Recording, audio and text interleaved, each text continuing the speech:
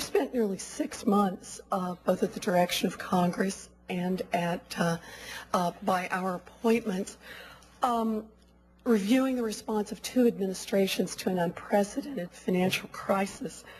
Today we have an opportunity to speak directly to the American people about how their $590 billion has been invested in a financial system, an investment that eventually must profit them and not just people on Wall Street. When the financial meltdown began, there was a strong sense of fear and uncertainty among the American people, and who can blame them?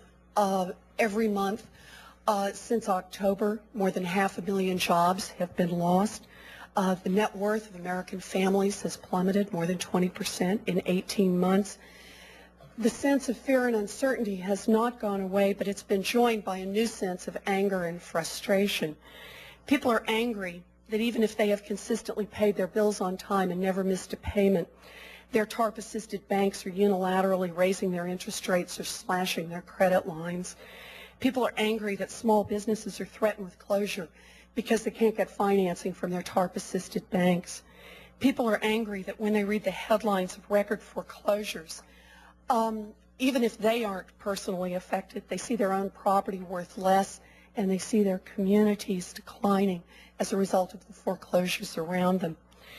People are angry because they're paying for programs that haven't been fully explained and have no apparent benefit for their families or for the economy as a whole, but that seem to leave enough cash in the system for lavish bonuses or golf outings. None of this seems fair. I appreciate your repeated statements about your commitment to transparency and to accountability, and I appreciate the important steps that you have taken in this direction, Mr. Secretary.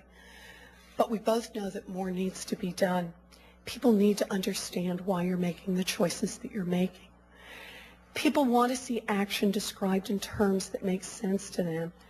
They want to see that taxpayer funds aren't being used to shield financial institutions from the consequences of their own behavior.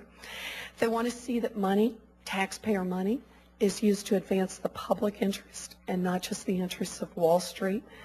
They also want to see that their government is moving to reform the regulatory system so that the economy will not veer into the ditch again, to see reforms that will prevent the financial system from taking huge and reckless risks with other people's money in the quest for short-term profits.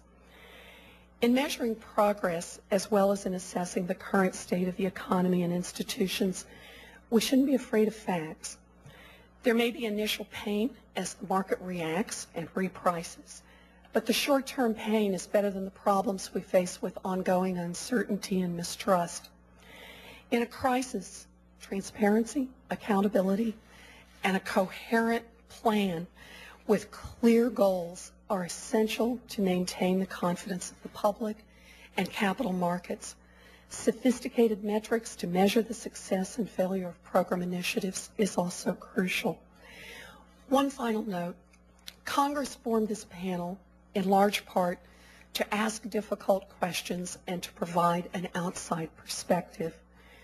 We all share a strong desire to help the economy recover and to protect taxpayers.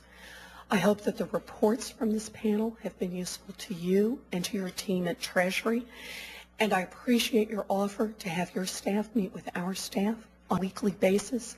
I hope this is the beginning of an ongoing dialogue between the two of us.